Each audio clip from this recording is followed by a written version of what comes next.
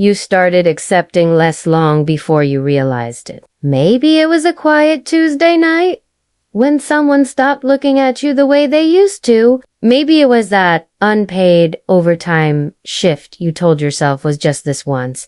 Or maybe it was yet another time you smiled and said it's okay when someone crossed a line you had clearly drawn. If you love yourself, don't accept less than you deserve. But at the time, did you really believe you deserved more? It usually starts with a small decision, a moment of silence, a quiet surrender. And here's where your brain betrays you. It's wired to make repeated behavior feel normal. In neuroscience, it's called neuroplasticity. Your brain builds new pathways every time you repeat a habit. Even if that habit is self-abandonment or over time, those paths become highways. You don't even think anymore. You just adapt. You get used to being treated like an afterthought. You settle, you shrink. And here's the ironic part. Even when people treat you poorly, you hold on like they're your last chance at love. It's like you're a character in a video game stuck on easy mode, but still think you have to grind harder to be enough. You tell yourself if you love enough, give enough, sacrifice enough, they'll change. But people don't change because you love them too much. They change when they have a reason to. And guess what? If you keep accepting the bare minimum, they have zero reason to grow. Here's a lesser-known truth. The people who bend the most are usually the loneliest. Not because they're alone, but because they're constantly managing chaos, carrying the emotional weight for everyone else, while slowly falling apart themselves. You've heard that voice in your head, that tiny one whispering, "You deserve better," but you silenced it. Because modern American culture rewards patience, professionalism, being the bigger person, and you got buried under all that virtue until you forgot this one thing. Self-respect isn't earned through sacrifice, it's protected by boundaries. Experts are still debating whether compassion and assertiveness can truly coexist. But here's what survivors of burnout and low self-worth have in common. They learned how to say enough. They walked away from one-sided relationships. They stopped explaining themselves. They stopped fixing what wasn't theirs to fix. And they never settled for just okay again. When was the last time someone truly respected you? Not just polite. I mean, really saw you, heard you, valued you. It's probably been a while, hasn't it? It's kind of hilarious in a country that constantly talks about individual rights and personal freedom. So many people live like they're the clearance version of themselves. They wear the mask. They smile for appearances. They endure because that's what grown-ups are supposed to do. You wouldn't survive long like that, living a life you didn't choose, being a version of yourself you don't even recognize. So before you get comfortable, take a moment to like the video and subscribe, but only if you genuinely enjoy what I do here. And drop a comment, tell me where you're watching from and what time it is for you right now. Now, let's calm down and begin our journey of listening and healing together today. You remember that one rainy night, lying awake at 3 a.m., watching headlights flicker across your ceiling and asking yourself, why do I always choose people who don't choose me? The answer isn't that you're stupid. It's that you once believed. That's all you deserved. Now you know better, and here's the good news: you can start over. Right here, right now. Every time you settle for less than you deserve, you pay a price. And no, it's not just emotional, it's physical, mental, spiritual. It's like signing up for a subscription you didn't know had fine print every day. You're charged something invisible, and over time, it adds up. Welcome to the hidden cost of self-betrayal. You think you're just staying in a job that drains your soul. You think you're just being patient with a partner who avoids accountability, but deep down, your nervous system is burning through fuel like a car stuck in traffic. The American Psychological Association has actually studied this. Chronic stress from unhealthy relationships or environments can lead to immune system suppression, memory issues, even heart disease. Here's the twist that nobody tells you. Not the big betrayals that wear you donuts, the tiny ones. The silent moments where you say, it's fine when it's not. The way you laugh it off when someone makes a comment that cuts deep, the way you smile when someone takes more than they give. You're not just losing time. You're losing you.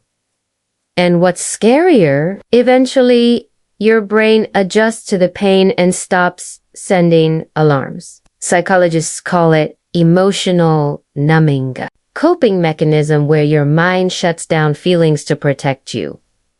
Sounds helpful, right? Except it also shuts down your joy, your creativity, your ability to dream bigger. You wake up one day and realize you've been sleepwalking through life with your heart on airplane mode. Here's a strange truth. Most people never realize the longer you tolerate something, the more your identity begins to merge with it. You stop being someone who's unhappy in this relationship and start being someone who doesn't ask for more. You become what you accept. The problem is life doesn't warn you with a flashing red light. When you're going off track, there's no loud buzzer when your self-worth dips below healthy. No, it's quieter. It's in how long you take to answer texts. It's in the sigh you let out when you look in the mirror. It's in the way your shoulders slump when you walk into a room full of people who don't see you. Experts still debate whether low self-worth is a cause or a consequence of toxic relationships. But here's something both sides agree on. The longer you stay in a place where you're undervalued, the harder it becomes to leave. Because leaving requires energy, and self-betrayal eats energy like a black hole. Let's get real for a second. You've probably told yourself, well, it's not that bad. Or maybe I'm overreacting, but would you tell a friend to stay in that same situation? Would you tell someone you love to keep shrinking just to keep the peace? Funny thing is, if your self-respect were a bank account, you'd be overdrafted by now paying fees on top of fees, wondering why nothing feels good anymore. Here's the simple truth. Everything you accept comes with a cost. It's either upfront, you walk away and feel lonely but proud, or long term, when you stay and become a version of yourself you don't even like. You may not even notice it, but your body does. Your sleep gets lighter. Your appetite changes. You start craving sugar or stimulation or distraction eating to fill that emotional deficit. And over time, you stop recognizing yourself. So what do you do now? You pause. You check the bill. You ask, what is this job? This relationship? This version of me really costing me? And then you make a choice, because the second you decide you deserve more, life doesn't magically fix itself. But something shifts. You start collecting energy again. Not from others, but from within. And the people who once felt like oxygen, you begin to realize they were just holding you underwater. Now take a breath. Feel that.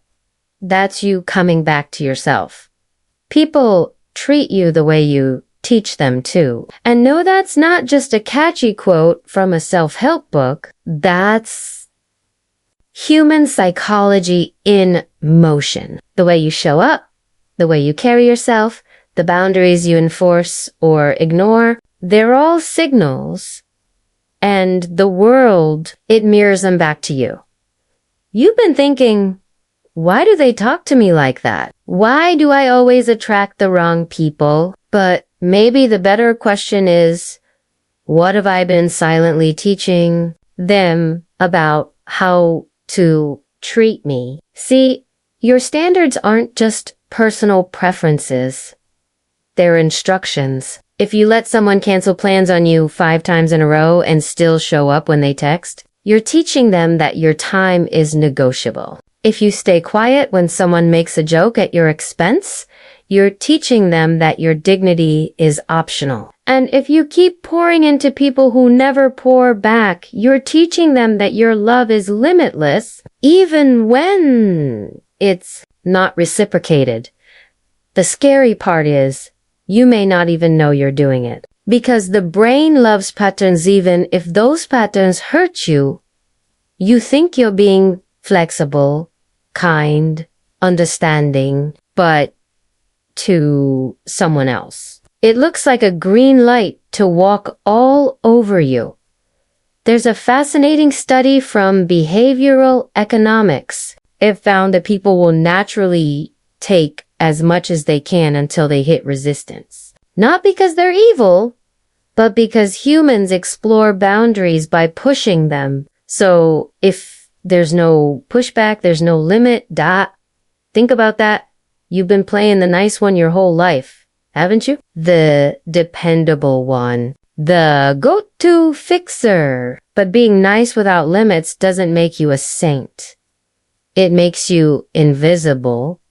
And worse, it makes people stop checking in on how you really feel because you've trained them not to. There's a weird truth here that most people don't talk about. Being too available actually lowers your value in other people's eyes. Not because you're not amazing, but because we humans are wired to respect what isn't always easy to access. It's cognitive bias. Scarcity equals value. If your energy, time, and love are always on tap, people start assuming it costs you nothing to give. But it does cost you. It costs you peace, time, self-respect, and sometimes your identity. Experts still argue whether self-worth is built internally or reinforced externally. But most agree. If you don't show the world how to value you, the world will guess and it'll often guess wrong. So how do you fix this? Start by raising the bar. Not for others, for yourself. Raise the bar for what you tolerate. Raise the bar for how you speak to yourself when you mess up. Raise the bar for what love means to you. Because if love feels like anxiety, chasing, or never being enough, it's not love. It's trauma in costume. Now, this doesn't mean you suddenly become cold or distant. It means you become clear. You don't explain your standards with long speeches. You embody them with calm, silence, and confident choices. You say no. Without guilt, you walk away without drama. You stop hoping people will read your mind and start showing them your line in the sand. Funny how once you do this, certain people vanish on their own. Like bugs when the light turns on. And guess what? That's not a loss. That's alignment. That's clarity. You start to notice something else. To the people who do stay, the ones who respect your time, value your presence, and meet you halfway, they start to shine brighter. Because without the noise of those who drained you, you finally have space to feel seen again. So ask yourself, What kind of behavior have I been normalizing with my silence? And then break the pattern one decision at a time. There comes a moment when you look in the mirror and you don't just see tired eyes or a forced smile. You see someone quietly begging you to choose them, not the version of you others expect, not the role you've been playing, just Yutha, one who's been patiently waiting to be loved by you.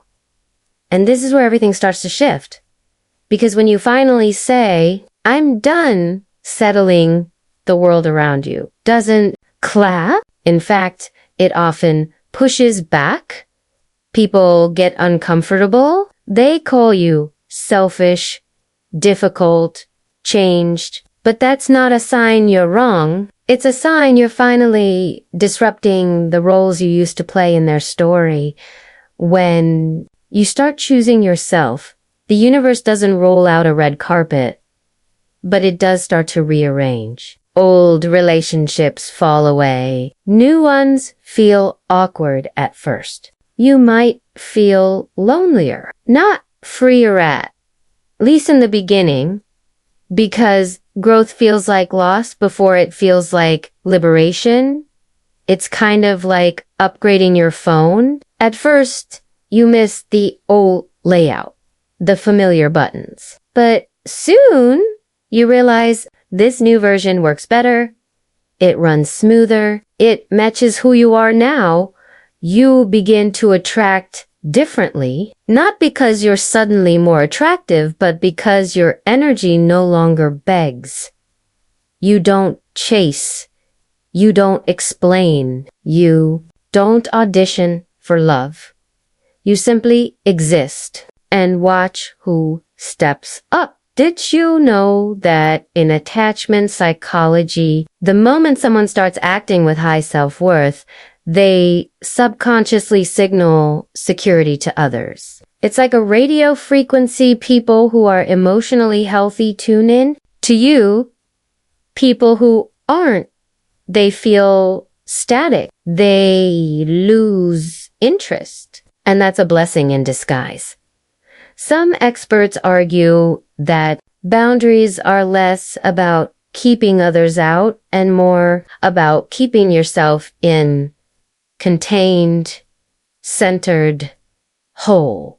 Because when you're grounded in your own value, you don't need approval to validate your worth. That it's funny, isn't it? You spend so long worrying about being too much for people, but maybe the truth is you've just been hanging around people who were never enough for you, and now you stop texting first. You stop over-explaining your no. You stop dimming your light to make others feel comfortable in their shadows. You start showing up in rooms differently, with quieter confidence, with a peace that says, I know what I bring to the table and I'm okay eating alone. And let's be honest, eating alone at peace is better than sitting at a full table where your soul starves. You might even catch yourself smiling for no reason. Not because everything's perfect, but because for the first time in a long time, you feel free. This is the part no one prepares you for. Once you choose yourself, you can't go back. Not because you're bitter, but because you've tasted what alignment feels like and fake no longer satisfies. You stop asking, do they like me? And start asking, do I even like them? So take a deep breath, stand a little taller, and remember, the moment you decide you're done accepting less, you stop being available to people who offer nothing more. Now let's slow it all down, take a breath. Let the silence stretch. Let your heartbeat remind you that you're still here. You made it through. You've looked at your patterns. You've faced the hard truth. You've stood in the fire of your own fears and kept walking. Let the images fade. The job that drained you, the relationship that dimmed you, the versions of you that only knew how to survive, they're not your home anymore. Now, the air feels different, lighter, cleaner, because you're no longer gaslighting yourself into staying small. You're no longer asking, what will they think? You're asking, what do I need? Maybe for the first time ever. So wherever you are right now, physically, emotionally, spiritually, just pause.